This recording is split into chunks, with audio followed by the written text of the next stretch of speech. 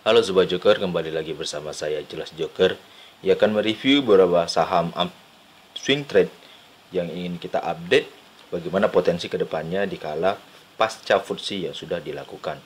Sebelumnya, jika teman-teman tertarik dengan ulasan saham yang saya lakukan, bisa like, komen, dan subscribe channel YouTube ini, atau juga bisa bergabung di grup Telegram dan lini masa Stockbit yang linknya saya sudah sediakan di deskripsi video ini. Langsung saja kita mulai review yang akan saya berikan. Pertama, kita akan mereview saham IMAS. IMAS masih berada di posisi yang cukup bagus ya. Masih berpikir kita memiliki potensi cup and handle. Potensinya jika dia membentuk cup and handle, area breaknya lagi-lagi berada di range harga 1180 sampai 1170. Dan pertimbangan kita melakukan swing di saham Indomobil Sukses Internasional, mengingat adanya masih dampak dari bonus PPNBM 100% hingga bulan Desember nanti. Saya pikir minat mobil dan daya tarik untuk konsumsi mobil itu pasti cukup bagus. Dan kalau kita lihat selama bertahan di area 925 sampai 850 masih cukup bagus ya. Jika dia mampu menembus area ini, saya pikir potensinya bukan cup and handle lagi, melainkan double bottom. Dia akan menguji kembali area minor demand atau minor supply, yaitu pada range 1030 sampai 1015. Kalau kita lihat dari range MACD sudah cenderung ingin menandakan bullish dengan volume distribusi yang sudah mengalami pelemahan. Dan kalau kita lihat secara RSI cenderung harga mengalami posisi uptrend. Saya pikir IMAS masih cukup bagus ya. Bagi teman-teman yang belum memiliki saham IMAS, bisa mempertimbangkan untuk melakukan pembelian di 1030 sampai 1015. Selanjutnya ada saham BANK. BNK masih bertahan ya di area demand-nya, yaitu di 3050 sampai 3010. Posisinya masih cukup sama dengan tekad break area 3200 sampai 3300 sebagai performa supply yang masih juga belum ditembus pasca dia melakukan downtrend ya. Pasca melakukan downtrend dari bulan Agustus kemarin, dan low-nya sudah ditemukan di 9 September. Maka potensinya cukup bagus jika dia mampu break 3300, potensi lanjutan diuji kembali di 3420. Kalau kita lihat dari MACD sudah cenderung menandakan golden cross, yang artinya akumulasi tren secara akumulasi bullish sudah diluncurkan. Dan kalau kita lihat memang dari MACD cenderung koreksi kemarin, adanya kebingungan kembali terkait tren harga Bang Aladin ini. Maka saya pikir masih ada cukup potensi. Kenapa? Karena 1 minggu kemarin akumulasinya sudah cukup bagus untuk saham BANK ini. Mari kita lihat apakah dia mampu bertahan di area 3300 sampai 3200 untuk melakukan ujian minor supply-nya. Selanjutnya ada update saham MLPL. MLPL sesuai range-nya kita sudah entry ya. Entry pertama kita di 450 sampai 425. Dan sekarang sudah berada di posisi taking profit pertama, yaitu di 565 sampai 545. Dari sesuai pola, saya pikir ada pola bearish flag ya, dengan potensi dia akan melanjutkan kenaikan sesuai pattern bearishnya dengan target yaitu di 780. Dan sesuai ya, saya pikir berbeda 785 5 poin saja perbedaannya dengan high yang diperoleh di 22 Juni kemarin. Potensinya masih cukup bagus jika dia mampu menembus area 655 yang merupakan area demand kuat sebelumnya dan sekarang bisa dijadikan sebagai supply terkuat. Saya pikir MLPL cukup menarik ya untuk mencapai swing kita di 780. Kalau kita lihat dari MACD dan RSI sudah cenderung bullish secara uptrend besar ya. Jadi saya pikir MLPL layak kita pantau bagaimana selanjutnya ceritanya. Selanjutnya ada saham TRIM. TRIM lagi-lagi meretest area trendline support yang sudah dijebol sebelumnya menjadi trendline resisten P6. Posisinya jam close di 268 dengan low-nya kemarin yaitu di 258. Bagi teman-teman yang tertarik tuh saham TRIM bisa memperhatikan area 258 itu lagi untuk lakukan entry. Selama dia tidak menembus area 254 sampai 248, chance-nya masih cukup bagus menembus area 270 sampai 284 untuk taking profit pertama. Namun kita masih menunggu area 238 atau di 223 atau 224 untuk pembelian secara buy on weakness. Kenapa? Secara pola dia membentuk higher low dan higher low, namun posisi higher low-nya masih belum ditemukan. Dari MACD RSI cenderung ingin melakukan akumulasi dengan volume distribusi sudah mengalami pelemahan. Jadi saya pikir momentumnya masih cukup ada untuk saham Trimegah melanjutkan penurunan. Selanjutnya ada saham MMLP. MMLP sudah melakukan area entry kita ya di 600 sama 590 dan sekarang posisinya sudah floating profit di 50 poin. Bagi teman-teman yang sudah menyesuaikan trading plan kita, saya pikir potensinya masih cukup bagus di 685. Masih cukup bagus di 685. Teman-teman bisa melakukan perhatian jika dia mampu break bullish di area ini. Posisi target lanjutan itu berada di 785 sampai 770. Kalau kita lihat dari MACD dan RSI juga cenderung sudah akumulasi uptrend, maka saya pikir trennya sudah mengalami penguatan di saham MLP dan kita sudah cukup sesuai dengan trading plan ya. Selanjutnya ada saham MTDL. MTDL sudah cukup menarik ya. Kita sudah membuat area 2 range ya, di 2490 sampai 2440 dan juga di 2660 sampai 2590, dan sekarang posisinya sudah floating profit ya sampai 300 poin.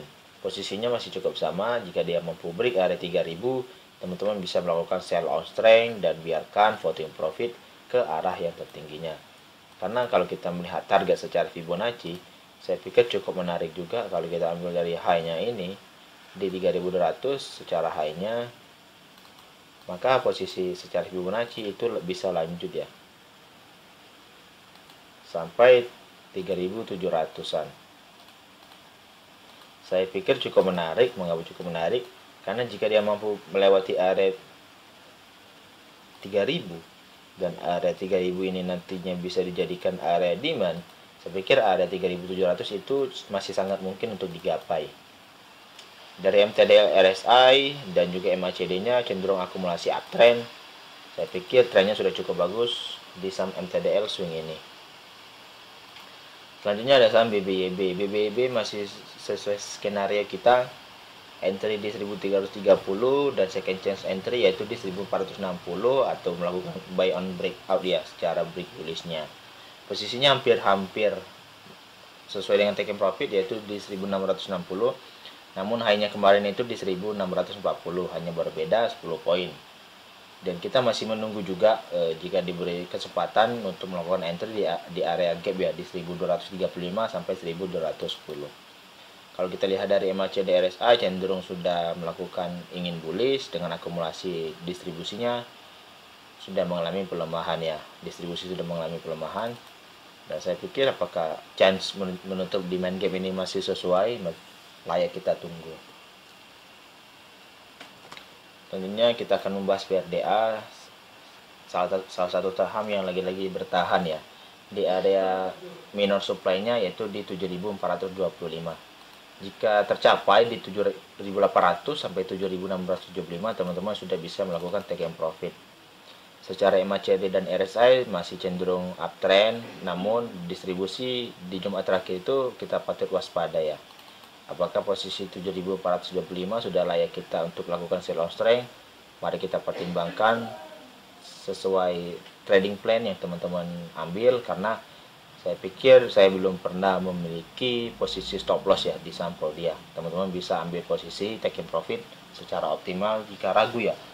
Area 7425 ini tidak cukup bertahan. Selanjutnya ada saham mall ya. Kita kembali ke saham retail dan ada pola inverted head and shoulder, di mana posisi entry kita sudah ambil di bawah kemarin yaitu di 890 ya sampai 880. Posisi sudah floating profit 200%, 200 poin di 1015 sekarang, dan posisinya jika mampu break inverted head and shoulder-nya, saya pikir posisi chance-nya bisa mencapai area 1275 sampai 1270. Dan kalau kita lihat dari MACD RSI cenderung ingin bullish, namun volume distribusi di 2 harian kemarin cukup kita waspadai. Mengapa? Jika dia mampu menembus nantinya, dia mampu menembus area 950 dan break dengan volume yang kuat ke bawah, saya pikir inverted head and shoulder-nya itu batal. Maka secara skema potensi dia 1270 ini masih cukup riskan untuk dicapai. maka teman-teman bisa melakukan sell long strength yang untuk saham MPPA jika mampu breakdown dengan cukup kuat distribusinya di minggu depan di posisi harga 9.50. Selanjutnya kita akan update saham konstruksi ya. Kita posisinya masih masuk area demand, di area demand yaitu pada range 85 sampai 810. Bagi teman-teman yang tertarik bisa memperhatikan area ini untuk lakukan buy on weakness.